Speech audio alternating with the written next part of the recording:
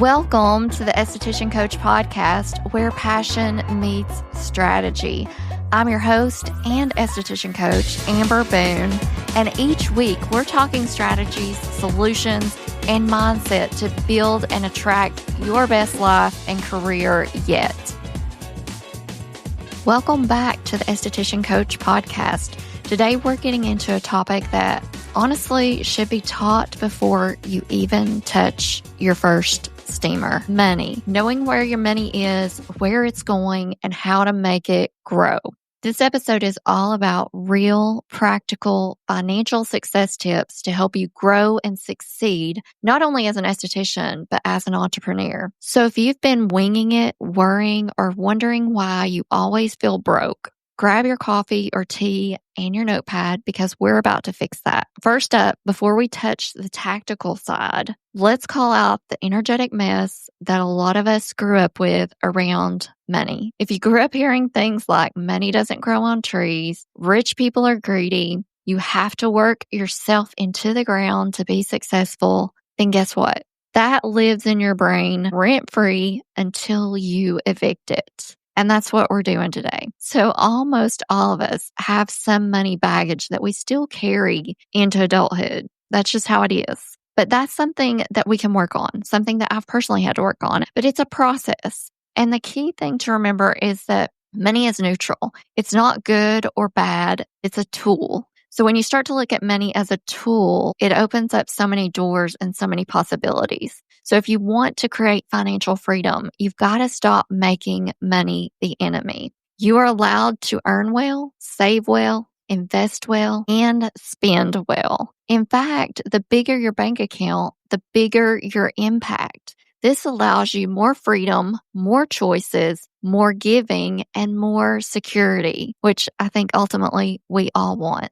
So wanting more doesn't make you selfish. It makes you self-aware. So ask yourself, what messages did I receive about money growing up?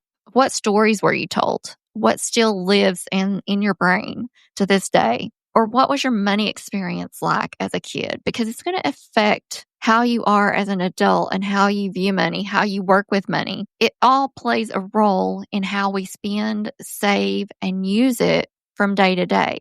So how do you feel when you check your bank account? Do you feel anxious? Do you avoid it at all costs? Do you feel in control? By simply just bringing awareness to this is going to be so powerful for you, because the more we talk about money without shame and guilt and fear, the more we get comfortable with the steps we need to take to move forward. So the more opportunities that we can view money as a tool, it will allow us to take that emotional component out of it. So let's talk tangible financial moves you need to make. And here's where 95% of estheticians and female entrepreneurs in general go wrong. They wait until later to get their finances together. But money loves attention. It loves structure. It loves a plan. And here's what financially savvy estheticians are doing. And the good news is that you can start today and start where you are. So tip number 1, separate your money. Business money and personal money should not be hanging out in the same account. Open a business checking account, even if you're just starting out. This is going to create clarity, professionalism, and it's just legally smarter for your business. A good rule of thumb for business financials is 50% for operating expenses, 30% for paying yourselves, 15% set aside for your taxes, 5% for savings or investing in growth. So I know that budgeting can sometimes feel restrictive, but if you use it with intention, it's just going to help you grow your money and feel more in control and run your business successfully. Tip number 2, pay yourself first. Even if it's $100 a week, even if it feels weird, you are an employee of your business and employees get paid. Otherwise, you're going to feel broke and you're going to be resentful. So always pay yourself first. Put that money aside. Tip number 3, track every dollar. If you can track your Starbucks rewards, you can track your money. I know you can. So know what's coming in, know what's going out, know what's staying. You can use QuickBooks, you can use a Google Sheet or a notepad that's taped to your fridge. Just track it. Clarity is queen and will be your best friend. Tip number 4, save for taxes. Nothing will kill your vibe faster than a $5,000 tax bill when you weren't ready for it. Some of you are probably shaking your head.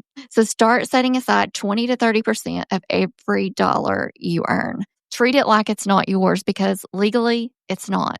Tip number 5, create a slow season savings buffer. You know it's going to happen. We all go through ebbs and flows in our business. We all have those slow seasons. So even if you're killing it right now, create that savings account where you stash 1 to 2 months of expenses. So when a slow month hits, you don't have to panic and you can focus on getting business in for that next month.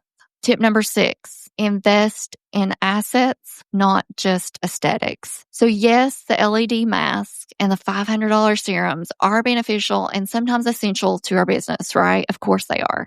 But the smartest estheticians invest first in things that bring money back. So client retention strategies, business coaching, skill certifications, marketing that actually works. So think about those investments that you're making and ask yourself, how is this, whatever purchase you're making, going to bring money into my business? Is this going to take a while to make me money? Will it bring an immediate cash flow? Is this a long-term growth plan? But how is this going to move the needle? And see what steps you can take to make sure that it does. So have a plan in place for whatever you're purchasing to make sure that it is moving the needle in your business. How can you track it? So you want to track whatever you're spending your money on to make sure that it is putting money back into the business, whether that's a coaching session, or maybe that's a new mask or treatment or a new product. Track these services, products, or treatments that you're adding in to see if it's making sense to continue on this path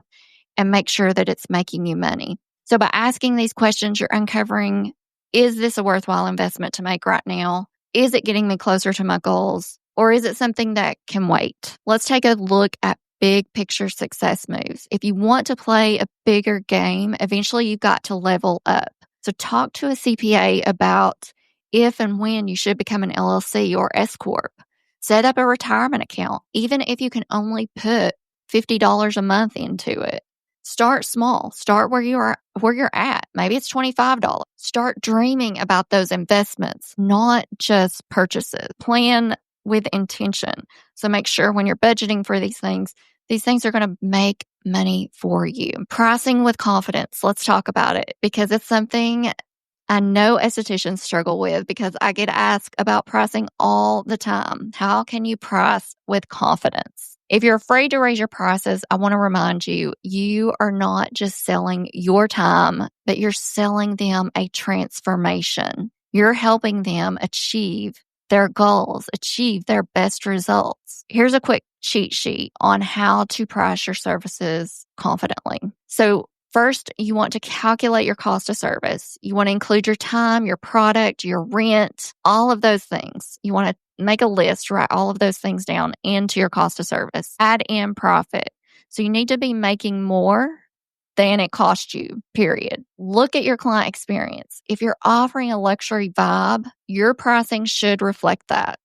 And here's some pricing hacks for you. Use charm pricing. What do I mean by that?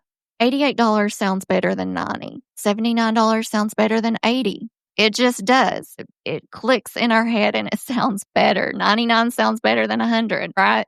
So use that charm pricing when you are pricing your services. Create tiered offers. So let people choose between a quick glow up or a full luxury experience. So have a few different options. And this is one of the most important things that I don't see estheticians do enough, and it's raise your rates yearly or every 6 months if you're booked out.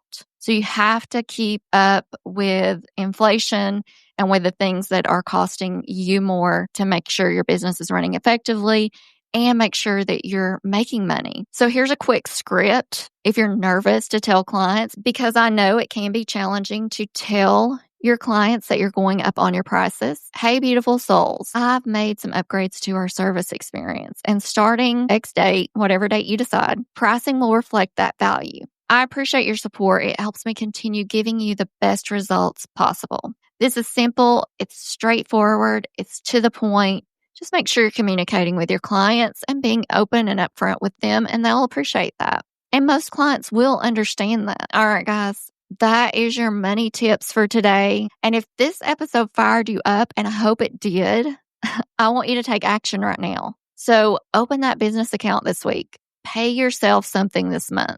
Plan a money date with yourself once a month to check in. This is a step that should not be avoided or missed. Take control of your finances by knowing exactly where your money is and continue to use it as a tool to grow your business and fund your life. I want you to tag me on Instagram at Esthetician Coach. When you do it, I want to celebrate with you. Don't forget to subscribe to this podcast so that you never miss an episode. And remember, you can be aligned and financially empowered. You can want luxury, freedom, and impact, and create it one smart money move at a time. Money is a tool. Keep repeating that to yourself. Make it work for you. I hope you have an amazing and productive week ahead.